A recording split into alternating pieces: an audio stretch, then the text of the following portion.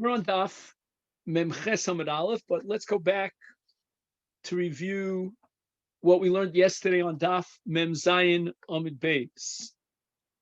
And we're going to record now a dialogue between Abaye and Rabbah.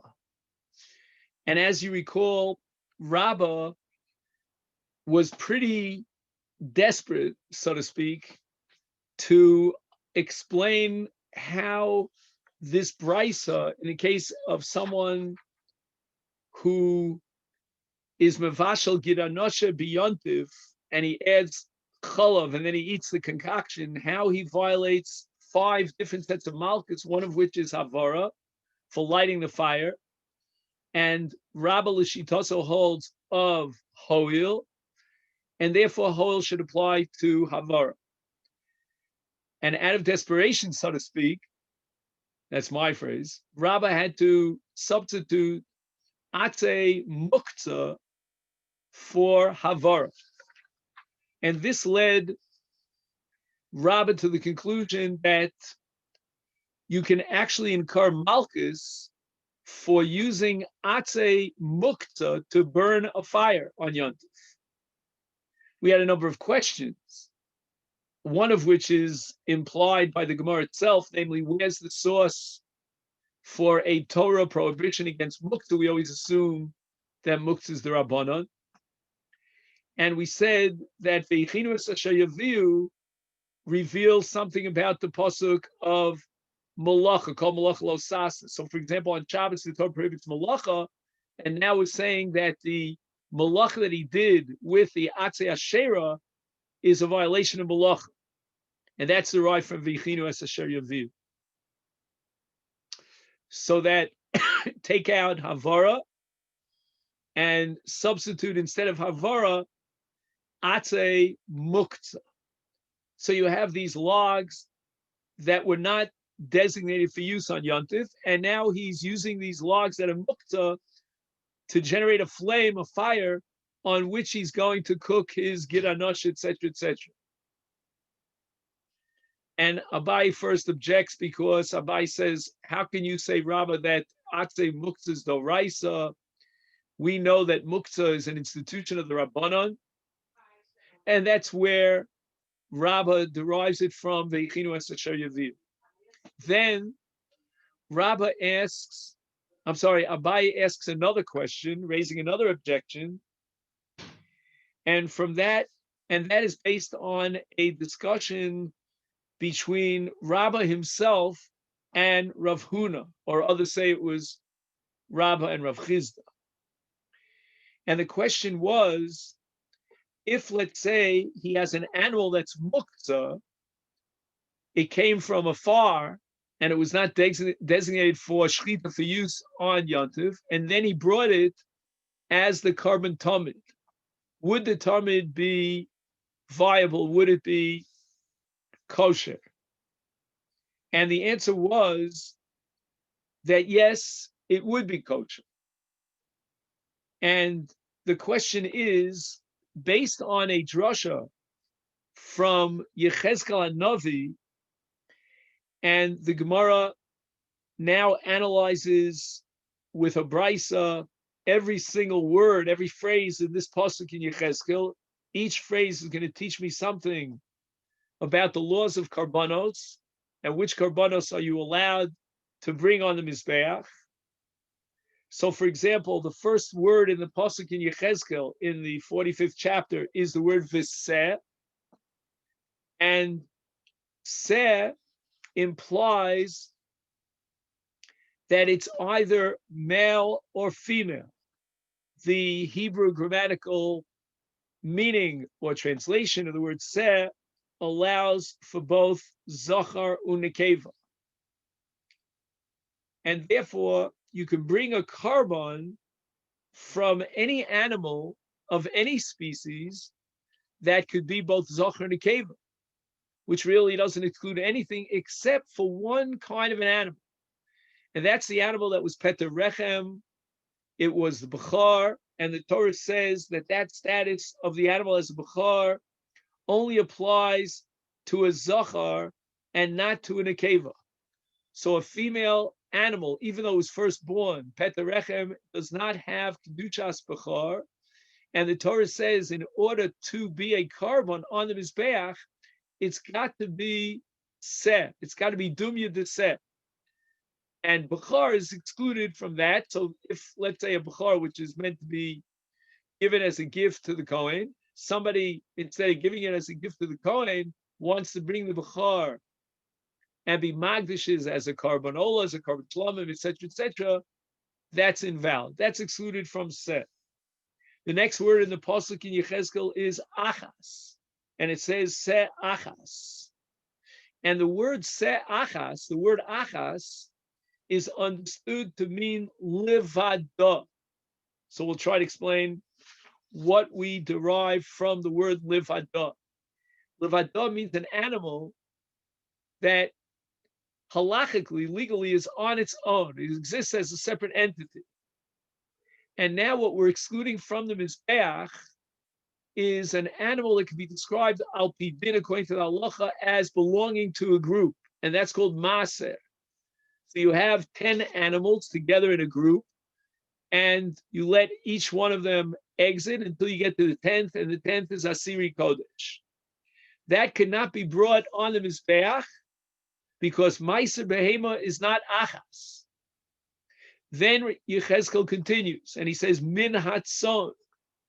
And the Gemara says that Min Hatzon is coming to exclude something called a palgos. A palgos is a sheep that is in an in-between state. A keves means the first year, and then there are 3-month period of its 13th, 14th, 15th month since its birth. And then after that, it becomes an ayal.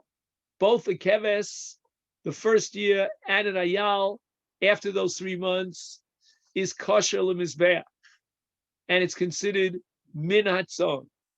But during that 3-month period, when it is yotza michlal seh, but eno nichlal bichlal ayal, it is excluded from the mizbeach. So I'm going to read to you the note here. He writes that keves is toch shnasaso rishona. Ayal is it entered into its second year. And in between, you have something called a palgos. Now, a palgos, let's say, for example, the sheep is 13 months old. That would be considered a palgos. It's not keves, and it's not ayol. Okay, he has one opinion that it's not a 3-month period, it's a 1-month period, but in any event, a 13-month-old sheep is called a palgos. It's excluded under the phrase or derived from min hatzon. The next part of the pasuk in Yechezkel is the most complicated of them all. It's not the last on the list, but it's the next to the last.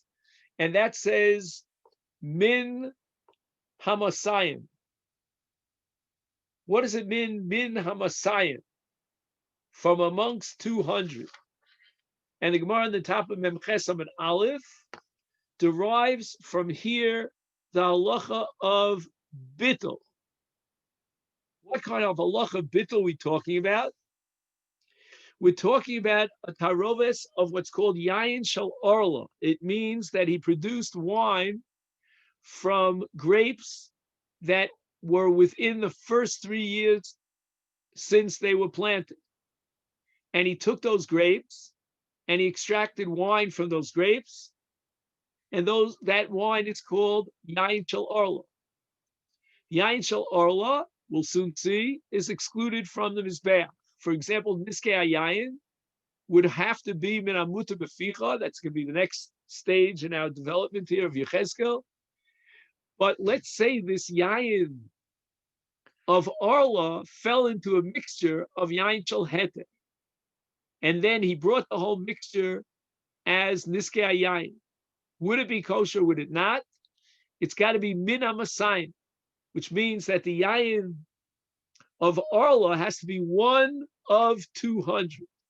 So if there's a ratio of 200 of yain shel heter, keneged the 1 of yain shel orla, then that mixture is kosher limizbech because it's min hamasayim. And finally, the last 2 words in Yechezkel's pasuk is mimashke Yisrael, which the Gemara derives min hamutar li Yisrael. And therefore, anything that is not kosher for achila shasia of Adam is excluded from the Mizbeach. This is one of those overlaps between what we call achilas Adam and achilas Mizbeach. Only that which is included in a heter of achilas Adam is included in potentially achilas Mizbeach. So let's say, for example, you have nesachim of Orla or of Tevel. They are excluded from the Mizbeach because it's not mimashke Yisrael. Oh, so now we get an answer to Rav Huda's original question. What's the status of a carbon tamid that was shechted on Yontiv from an animal that came mina achu from very, very far away? It was mukta. Is that possible midin excluded or disqualified because of mimashke Yisrael? Yachol lo yavi mina mukta. It would cross my mind that since this karman is mukta, therefore it's excluded for the mizbeach, invalid because of mimashke Yisrael. Amarta, and now we have the following answer. This is all in the Brisa. The Brisa now distinguishes between 2 categories of isurim that are excluded from mimashke, that could be excluded from mimashke Yisrael. One is isur machmas gufo, and the other is isur machmas davar acher. One is in itself inherently asur, and the other is asur simply because of the time period that we're in. In the first case, mimashke Yisrael excludes something like tevel or orla. That's considered asur machmas gufa.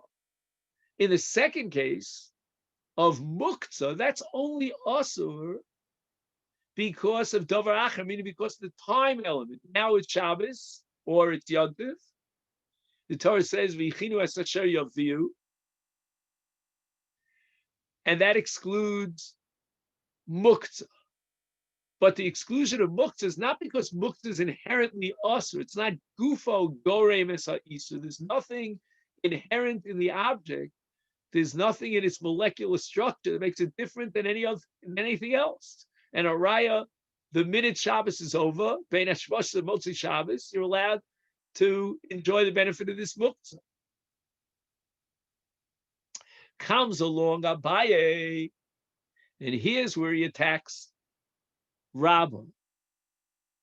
According to you, Rabbah, that muktzah is prohibited on a doraisa level, then what did the Brisa mean to say, and you yourself quoted this Brisa to Rav Huna, that the karban, in this case a tamid that was brought from muktzah, is a valid karban, even though it's muktzah, and it's not excluded under mimashke Yisrael. Why not? You're telling me that muktzah is doraisa. If muktzah is doraisa, then it's not mimashke Yisrael. There's no way can you shech this carbon and eat it. Let's say it's chulin. It wasn't brought as a carbon tamid. And now Abaye is questioning this fundamentally, this very distinction between Isur Machmas Gufo, the case of Orla, the case of Tevel, as opposed to Isur Machmas Dovar Acher. The bottom line is that it's not Mimashke Yisrael. There's no way that you're allowed to eat this behemoth, this animal that came from far away in its muktzah. And now we're up to VO. This is where we got up to yesterday. So let's just make sure we're all on the same page. He says, at the beginning of the wide lines, he says, V'iyamrit according to you, Rabba, Isur Muktzah Doraisa, Mali Isur Gufo, Mali Isur Davar Acher. In both cases, it's excluded on the Mimashke Yisrael. BIyun, and that's what we're up to now, the second of the wide lines on Mem Chesamana. BIyun, I have another question to you, Rabba, that you said the Brisa of Chamesh Malkius was referring to Atze Mukta. He cooked with Atze Mukta. Atu the Amrid, you yourself, Gemara at the end of Masechet Makis, are of the opinion that Chiluk Malachos l'Shabbos, the Ein Chiluk Malachos liYontiv. We're talking about a case of a person with one action violates multiple malachos. And we're going to make a distinction here between Shabbos and Yontif. With regard to Melecha Shabbos, we have a principle called Yesh Chiluk Malachos L'Shabbos. And that means that every single malacha, with regard to Shabbos, there are 39, generates its own chiyuv chatas. I once heard from Rav Soloveitchik, he said that chiluk malachos means that there are no, it's not correct to say that there's one Isur of Shabbos, chil Shabbos, malach of Shabbos. That's not true. That's not precise. There are 39 different Isurim on Shabbos. Normally, if you violate bishgaga, the same Isur twice, you only bring one chatas. He eats dam and then again dam. Eheli machas. Or he eats chelev and then chelev. One kazayis, another kazayis. And it was all behaloma achas. He brings one chatas. Why? Because he repeated the same avera twice. In the case of Melecha Shabbos, we have a separate drasha, which is derived from Lo Savaro Eish B'chol Motzol Sechem, Yesh Chiluk Malachos B'Shabbos. So he violates Notea and Zorea Behelim Achas. He's chayav 2 chatos. He, in effect, violated 2 different averos of Shabbos. We don't view Shabbos as one indivisible entity called Chil Shabbos, meaning there are 39 different methods by which you could be Machal Shabbos, just like you could eat dam, which is cooked, you could eat dam, which is raw, and so forth and so on. So you violated one Isur of Chil Shabbos in different ways. It's like eating dam twice. And if it was Beheli Machas, you only bring one Chatas. That's called Ein Chiluk Malachas B'Shabbos. But you, Rabbah, are of the opinion that Yesh Chiluk Malachas B'Shabbos. The Torah went out of its way to teach us that every malacha generates its own separate Chatas. And if you violate many malachas, it's like you ate dam and chelev. Beheli Machas, you bring 2 Chatos. But Ein Chiluk Malachas liYontif. There's no source in the Torah for Chiluk Malachas for Yontif. The Torah, with regard to Havara, says B'Yom HaShabbos. So on Shabbos is Chiluk Malachas, and that's the Chiddush. If not for that derivation of Chiluk Malachas, we would have assumed that ain't Chiluk Malachas. That Malachos are just different Tzuras HaAvera. They're just different forms of violating the same Avera of Chil Shabbos. In the case of Yontif, where we don't have any Alfus, any source for Chiluk Malachos, you, Rabbah, established that ain't Chiluk Malachos be Yontif, which means that if B'haloma Achas, he violates many different malachos. Now, there's no nafkamin in chatos because there's no chiyuv chatos for violating Yontif, but there's a great nafkamin in terms of malchus. You know, it's one thing to tolerate 39 lashes. It's another thing to tolerate 78 lashes. And if you violated Yontif in 2 different malachos with one maisa, Rabbah is committed to the opinion that you only get one set of malchus because ein chiluk malachos b'Yontif. And therefore, and now here we get to Rashi. Rashi says that ein chiluk malachos b'Yontif means osa kama avos malachos b'Yontif b'mezid b'maisa echad, or there's another case over here. This is a little bit more sophisticated. You know that in Makis, Masechet Makis, we have Rashi up to a certain daf, and then the Ravan, one of Rashi's descendants, takes over, and he writes in Masechet Makis that afilu kama masim el shlo hisrubo ela pamachas. He got one asra, to not violate Yontif, and he implemented two different masim. On the one hasra, then eno loka ela achas. So that's really interesting. So therefore, let's get back to the case at hand. He cooks gid anosha with cholav on Yontif, and he uses for fuel atze asherah. Does he get malchus for both bishul and for mukta? What do we say? That one set of malchus is the max, and it all depends upon yesh chiluk malachas b'yontif or ein chiluk malachas b'yontif. So he has a pot of gid anosha with cholav on top of a grate, on top of the stove, and now he lights atze mukta as fuel to cook his food. And in that action, he benefits from mukta while cooking the gid anosha. And it's a bishul shalom ochel nefesh. According to you, Rabba, he should be chayav one set of malchus for the lighting of the fire, which constitutes a double malacha violation. Number one, atze mukta. Number two, bishul. And yet the Maisa counts it as two sets of malchus. Now, this kasha of Abaye against Rabbah actually could have been raised as an objection much earlier in the sugya. It's a bit strange that Rabbah waits till after the whole story about the behema that came from out of the tchum unexpectedly, and he brought it as a carbon tamid, and the entire drush of Yechezkel. It's a little bit strange that at this point Abai wakes up and says, "Well, you Rabbah you're committed to the view of ein chiluk malachas b'yontif."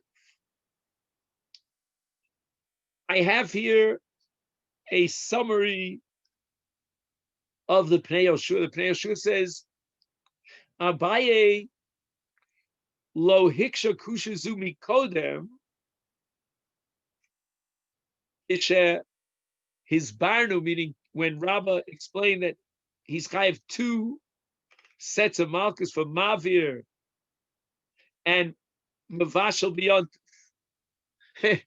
Forget about atze mukta. The initial girsa that we had in the brisa before Rabbah changed the girsa was mavir, which means that he's chayav one set of malchus for mavashal, another for mavir. Why didn't Abaye throw that out based not on hoil? Forget about hoil. You yourself, Rabbah, contradicting yourself. You can't tell me that you chayav malchus for both Havara and Bishul because you hold hoil. Forget about that. He should have asked him, "Ein chiluk malachas b'yontif." And the answer is, says the Pnei Yoshua, "They hadavar pashanu shall osa shtei avos malachas b'shnei maisim nifradim or b'shtei hasros chayev shtayim gam b'yontif." So in the case of Mavir, what he does is, number one, he turns on the fire. Number two, he puts the kedera with has Yidanosh inside of it on top of the fire. For sure, he's chayav shtayim. That's not a problem, if not for hoil, of course. Shein shtei malachas b'shnei maisim. Avo hamavashil bi'atze mukta nase shtei hamalachos b'maisa echad. Why? Again, we come back to the Chassam Sofer that we discussed at great length. Shekain Iser Muktzah, who Iser Ishtamshus, not Iser Tiltum, because that's the Rabbanan, as we said. That goes back to the Gzeira at the time of Nehemiah. So when you talk about Iser Ishtamshus, Lo Avar Iser Muktzah, be Etzem Havaras Atze Muktzah, the lighting of the flame to the Atze Muktzah is not the violation of Muktzah, Ela B'mashet Bishal B'hem. That's what I called yesterday. The proof is in the pudding. It's what comes out at the end. When you're mavashel with Atze Muktzah, then the Bishal itself is the violation of the Isur. And therefore, Kevan she'ein chiluk malachas b'yantiv, ein l'chayv al achas mishum muktzah u'mishum mevashel sharei asom b'maisa echad. This is quite interesting, because if you're dealing with mavir and mevashel, that's certainly shnei maisa, and that was never an issue that he would incur tuki of malchus if not for hoil, because when he lights the fire, whether he cooks on the fire or doesn't cook on the fire is irrelevant. The Maisa Avera, the Malacha, is the lighting of the fire. But if the Atze Muktzah are being used as fuel for his fire, the lighting of the Atze Muktzah is not in and of itself a Maisa Avera. So, for example, in Mavir, if let's say he decides he doesn't want to be Mavashel, it's Chayef for Mavir. But in the case of Atze Muktzah, if he decides later on he's not going to cook his Giranasha on top of this Atze Muktzah fire, then the lighting of the Atze Muktzah is not an Avera. It becomes an Avera when he cooks. And at that moment, he's got another Malach that he violated in Mavashel. There's no way, according to you, Rabbah, that he can be chayiv two Malkios simultaneously for both Mavashel and for Atze Eshli. That's Abaye's second kasha. Now, once again, Rabbah capitulates and he says, all right, forget about Atze Muktzah. And here we're going to have a tremendous machlokas about whether Rabbah at this point actually backtracked from his original position that Muktzah is Doraisa. For that, you have to see the sugi of Hachana de Rabbah at the beginning of Beitza, but many Rishonim say that really the reason he backed down here in this sugi in Pesachim is because of the second kasha of Abaye, namely, Ein Chiluk Malachas BIyun. Now, I just want to point out that although I mentioned to you that the source for Chiluk Malachos is Lo Savaro Eish B'chomosh Vosechem, however, the Gemara in Shabbos on Daf Ayin in Periklal Gadol quotes the Shita Rabbi Nosson. He has a different derivation for Chiluk Malachos. He derives it from the pasuk Lo Sasa Kol Malacha. In any event, whatever it is, according to Chiluk Malachas, he has to bring two chatos when he violates two malachas of Shabbos in one mice.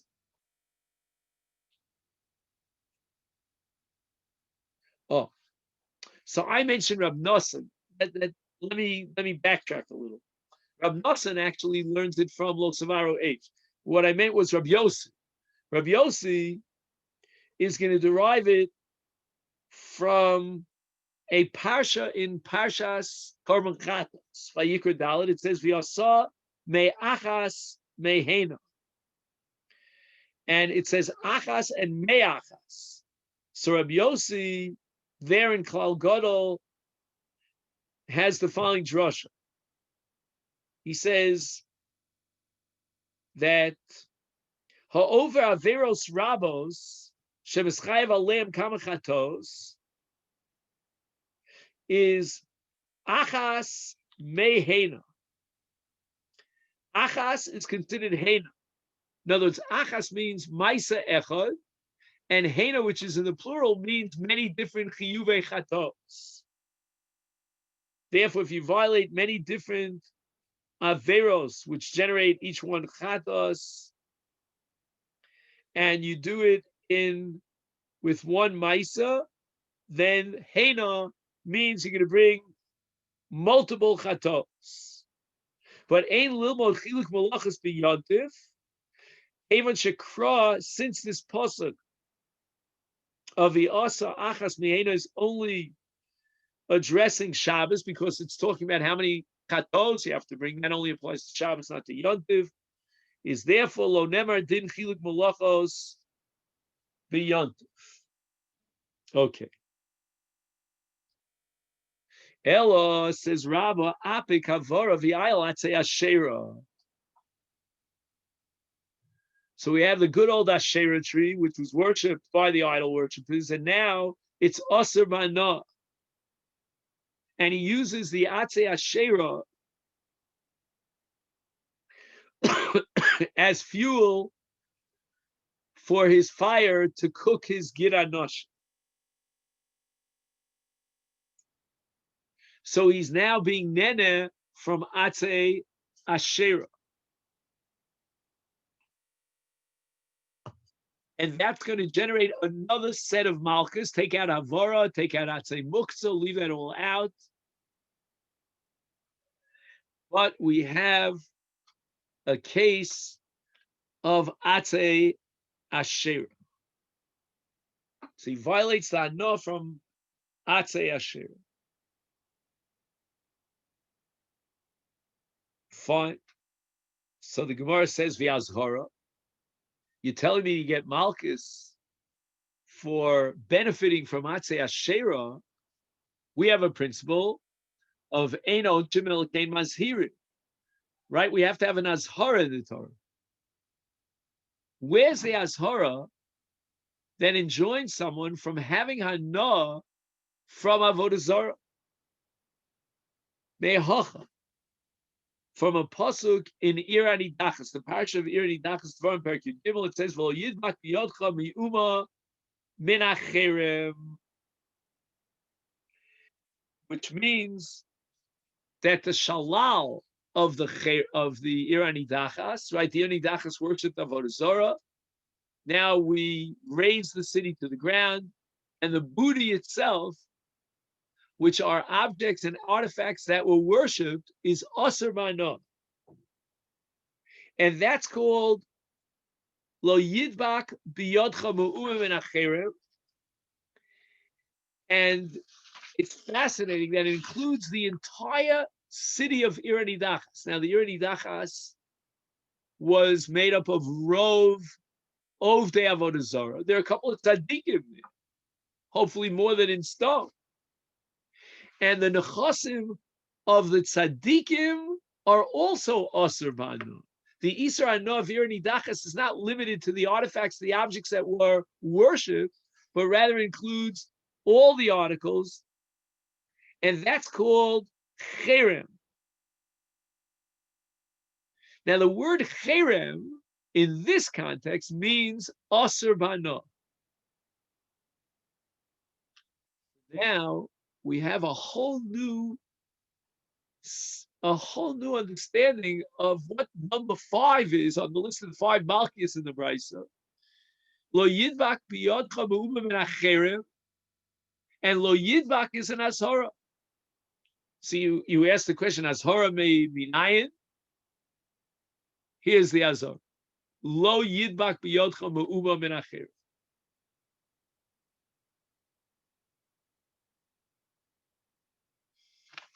Again, you might argue that he only violates this Isur when the Giranosh is cooked. And at that moment, he violates and is Chayav Malchus for Bitchel on Yontif. But that's irrelevant because the whole issue of can you be Chayav multiple Malchios for the same Maisa, so you simultaneously you violated many different Averos. For sure, you get Malchus for each Avera. The only exception to that rule is Malacha, because different Malachos belong to one Isa. And therefore, you cannot get more than one Malchus for violating one Isa with one Maisa. But if he burns Atzei Asherah as fuel for bishul of Gid Anosha, or for example, Gid Anosha together with Chalav. So we have both Yontif and Bishul Los Vashel Gdiba Chalev Imo. In such a case, he'll get multiple malchus. Even if he violates them all simultaneously, that's not a problem. In fact, we had a case earlier, if you remember yesterday, that if he plows one furrow, he can be chayav 8 malchus for one furrow. So the fact that you chayav on many different asharos with one maisa, that's a davar pashut. In fact, in today's Daf Yomi, for anybody who's learning Daf Yomi, we had a case where he swallows something called a tzira, and he gets 6 sets of malchus. Man, that could be a pain in the back, because the tzira fits under 6 different azharos in the Torah. And he does this all with one maisa. Amalei Rav Acha Breder Rav Abaye. V'nilka Nami, why does the Brisa stop at the number 5? Let's jack it up to number 6. Why? The Torah says, with regard to Avodah Zarah, Dvarim Perek Zayin, Lo Savi To'eva El Beisecha. You're not allowed to bring Avodah Zarah into your house. And here the Torah says in the Lashon of an Azar Velotas. And that means that if a person enjoys the benefit of Avodah Zarah, he gets 2 sets of malchus, one for Lo Yidbak Biyodcha Muma Ben Acherem, and the other for Lo Savi To'eva El Beisecha. El Beisecha. And that's how the Rambam actually paskins in Perek Zayin Mehilchos Avodah Zarah. And the Kesef Mishnah points out there that he derived it from our sugya.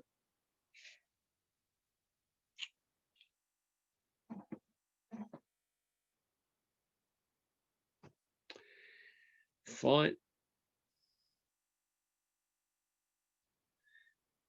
I don't believe for one moment that the Rama means to say that you only violate Lo Savi Kol Tu'eva L'Soch L'Beisecha El Beisecha if you are nene from the Avodah Zarah. But I think what the Rama means to say is that when you're nene, in addition to the lav of Lo Savi, you also violate the lav of Lo Yidbak Biyodcha. So you get 2 sets of mouth. Once again, Rabbah is up against the wall. We still don't have a logical explanation for that 5th set of malchus. It can't be Havara because of Hoil. It can't be Atzei Muktzah because Ein Chiluk Malachas BIyun. It can't be Avodah Zarah because then we'd have to jack it up from 5 sets of malchus to 6 sets of malchus. 6 sets of malchus. Did I leave out something? Just 1 second. I think I left out. Yeah. And it can't be Gid Anosha Shel Nevela because in the case of Gid Anosha Shel Nevela, we would be adding another Isra Achila.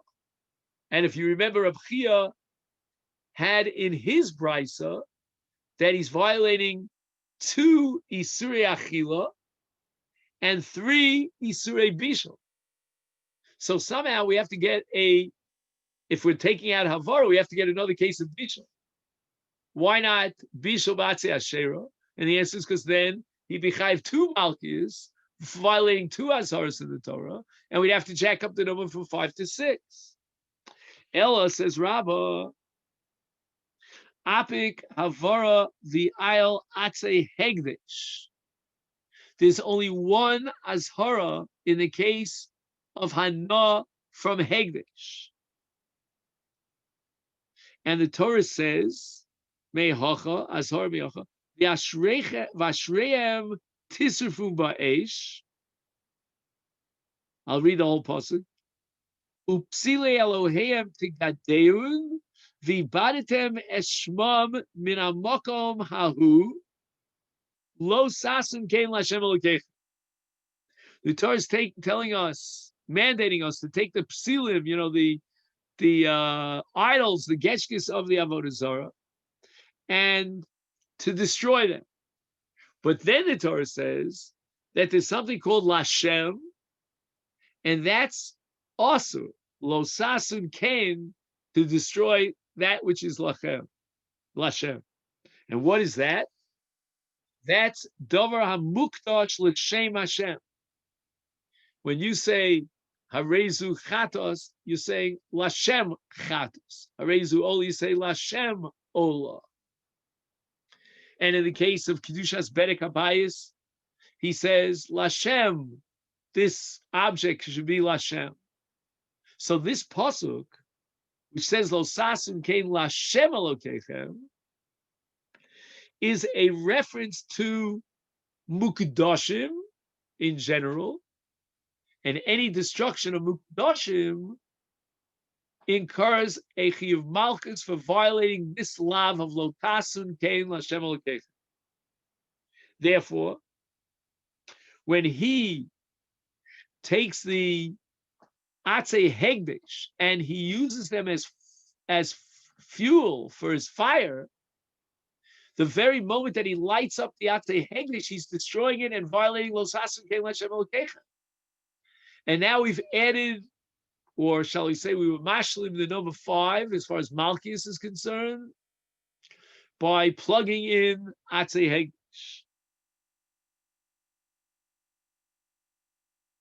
So now it turns out that he gets 2 Malchus for Achila in this price, so we're on Gidanosh Bas B'cholav, and 3 for Bishul. Number 1, Bishul Bas B'cholav, number 2, Bishul B'yantiv, and number 3 for the destruction, the burning of Atzei Hegdesh.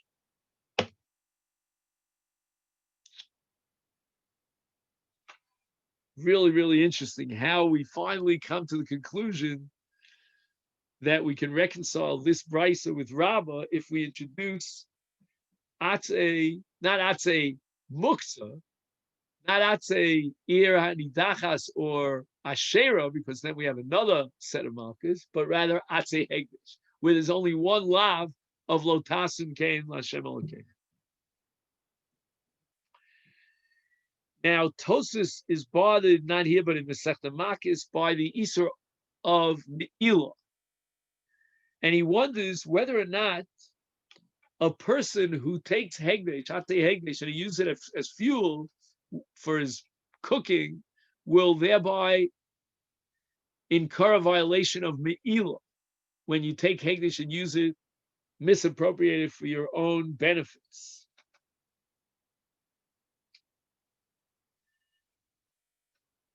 He says the following: Imnene b'pachos mishava pruta. Me'ilah is different than any other Isur Hana or Isur Achila for that matter, where the shear is a kezayis. The shear of Me'ilah is a shava pruta. So you can imagine that a person was moel in something that has the shear of a kezayis, but he's not chayav mishum Me'ilah because it's less than a shava pruta. And the opposite is true. He can violate the Isur Me'ilah if he eats or benefits from Hegdesh, which is less than a kezayis, but he gets a hana, which is shava pruta. And this I can share with you Reb Chaim in the Sefer. Usually I don't quote Reb Chaim in the Sefer because whatever I know from Reb Chaim, I heard from my Rebbe. But in this case, I learned the Reb Chaim. And Reb Chaim says that Me'ilah is an Isur Gzela. So if I eat Hegdesh, it's not an Isur Achila. The prohibition, the violation is not in the Achila per se, otherwise it would be a share of Kezayis, because ain't Achila poks me Kezayis. But rather I'm stealing from Hegdesh. And if I'm stealing from Hegdesh, then the minimum share of Gzela to be chayiv is a pruta. So Pachas Mishava Pruta Eino Loka Mishum Be'ila,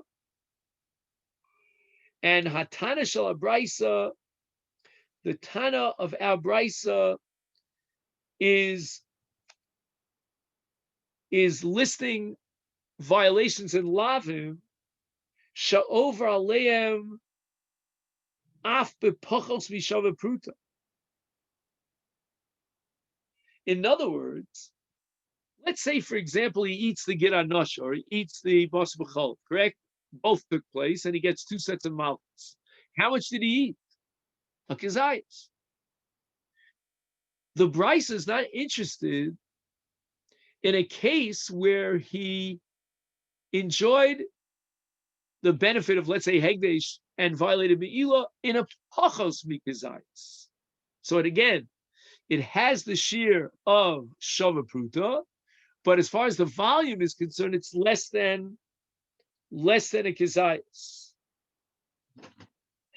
Atana shalabraisa back mana lavim sha'over aleim after pachos mishava pruta, as long as it has a kizayas. Omar Rami Bar Chama. Now the Gemara, in the context of this machlokas between Rabba and Rav Chizda, whether or not we have hoil, the Gemara wants to identify this machlokas with an earlier machlokas tanoim between Rabbi Eliezer and Rabbi Yeshua, and that's Rami Bar Chama's analysis. Had Rav Chizda v'Rabba machlokas the Rabbi Eliezer for Rabbi Yeshua. Okay, now you recall in our Mishnah, let's just do a quick chazara of our Mishnah. A person needed a dough that was an Isa Tmea on Yontif. And the question is, let's say he has many different smaller challahs, and the issue is he allowed to bake these different challahs, knowing full well that one of them will be challah, because so he has different kikros, would be a better word, and they are all tmeos. And now one of those kikros is going to become challah, and baking challah, if it's challah tmei on yontif, is a violation of alecha safiyah. The reason for that is because it's shalol litzorah. Even the Kohen cannot eat challah tmeya. It's l'sreifa koi. So it's not litzorah ochel nefesh in any shape or form. And Rabbi Eliezer was the one who was matir, and we're not sure exactly why. Rabbi Yeshua says it's asur because clearly you're doing an afiyah on one of the kikros, which is going to become challah, and it's tmei already, but it's going to become challah. If you recall, we assume, apparently Rambam Bar Chama is taking a different approach, that the reason why Rabbi Eliezer allowed this is because we could never exactly know which one of the let's call it 5 kikros is the one that's going to be separated as challah. Because again, Rabbi Eliezer says he hasn't yet been mafresh challah.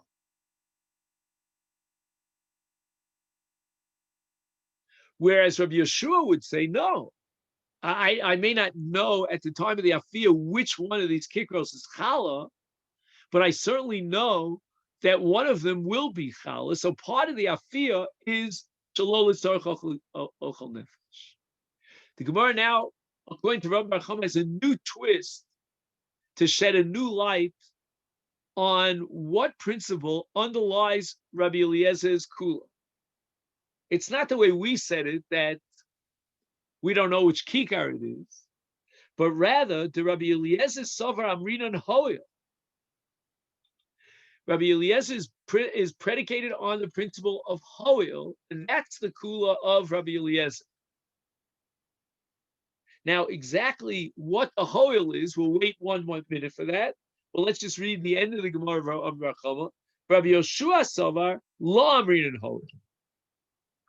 So that means that if he was mafresh challah and he may have been baking a whole bunch of kikros, but it doesn't matter because he's baking also a kikar of challah tmeah. What was Rabbi Eliezer's shita predicated on holy? He says the following: Rabbi Eliezer shomer sheyefet chila es kol hakikros u'basof yafresh achas men lechala sover de'amrin and hoil af al pi shel besof yafresh achas min achala achas mehen es chala v'nimtza sha'afa shelo l'tzokyo mutal afosim hoil u'biyado lohafresh mi'at mikol kikar v'kikar sha'az kol kikar v'kikar ru'uya lo lachila. Rabbosai, I have to admit to you that this hoil has nothing to do with the hoil that Rabbah had in mind. Rabbah's hoil was you can bake on Yontif. You're not interested in the Sudas Yontif, but tomorrow on Shabbos you will have the baked goods, but maybe today on Yontif, Orchim will come from yonder. Now the Gemara is a new kind of hoil. A hoil means what potentially could happen. Much broader than hoil v'boy miklay orchim. Sometimes we tend to think, within the box. And Rabbah's application of hoil was that he'll need it, right? Even though he already ate his Sudas Yontif, but maybe he'll need it. Now we have a different kind of hoil. Hoil that he could circumvent the Chiyuv Challah. How could he circumvent the Chiyuv Challah? He could make very small kikros in such a way that each one of those small rolls is less than the shear of Challah. And even though he is baking larger kikros, which definitely have a shear Challah to be Mechayev and Mechallah, and therefore he's baking that which is Shalol Tzarech because it's Challah Tmeah, but nevertheless he could circumvent the Chiyuv Challah. How so? Hoil ubiyado lahafresh mi'at mikol kikar v'kikar.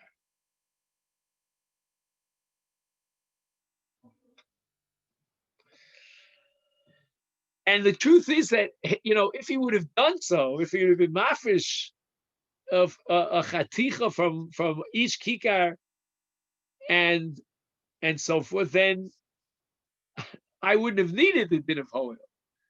But he didn't do so.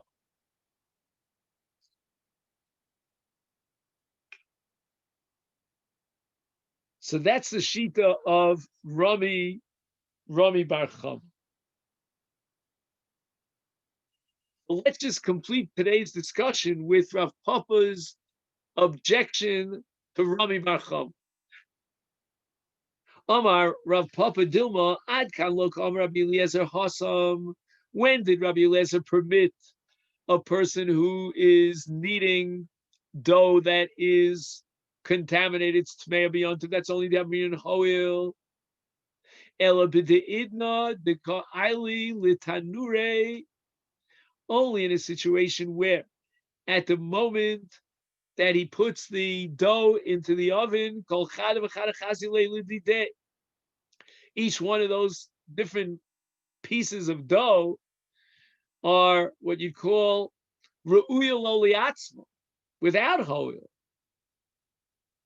In other words, each kikar that he puts into the tanur, we could say he's not going to be mafresh challah from that kikar, and therefore it's royal achila. That's where Rabbi Eliezer holds that you're allowed to bake all of them on Yontif. Aval hacha. But here, in a case of Ofe Miyontif L'chol, which is the subject of Machlok Chin Rabbah and Rav Chizda, Dili Orchem Hu de Chazi, but L'didei Lo Chazi. Now, he's already finished his Suda, so he can't it would be achila gas of him to eat this loaf of bread that he's baking on Yom Tov. And it's only roy if orchim show up. Aim, I would say, hachinami delari in hoa. Rabbi Lezer would agree with Rav Chisda. We don't accept hoil. The only time that Rabbi Eliezer accepts hoil is a case of the ba'idna at that moment when he's violating, so to speak, in quotation marks, the malacha of afiyah by putting the dough into the oven. It's possible that kol chado v'chado chazilei lidideh. I don't have to introduce any other guests into the equation. I myself might be able to eat any one of these particular kikros, because there's no way of knowing that this kikar that I'm baking now will be the one that I'll be mafresh challah. We could always say on each one of the various pieces of dough of the kikros that he puts into the oven, he's not going to be mafresh challah from that kikar. Play the game back and forth. And therefore it's chazilei lididei, it's real olachila. That's where Rabbi Eliezer comes up with his head there, and he allows the person to bake all these different kikros simultaneously in the oven. But to say that what I'm doing now I can't eat, but maybe somebody else will show up in the future, I'll be able to serve it to someone else. What does that have to do with the afiyah? The afiyah now is clearly shalol tzorach. I'm baking for tomorrow, not for today. I've already eaten my suda. So who says that, Rabbi Eliezer, you want to commit him and twist his arm around, that he should accept the radical chiddush of Rabbah, that, okay, you don't need it, you're only baking it for tomorrow, for Chol, or for Shabbos. But the Archim will need it. I mean, Rabbi Eliezer never said the Archim will need it. There's no proof positive from Rabbi Eliezer's leniency that he accepted the principle of Hoil. Okay, Rabbi Osai, so this is where we'll stop for today. And the Mitzvah Hashem will continue with this Sugya of Rav Papa tomorrow. Tomorrow is Chodesh Teves, am I right? Yeah. Okay, I'll see you in Teves on Zoom.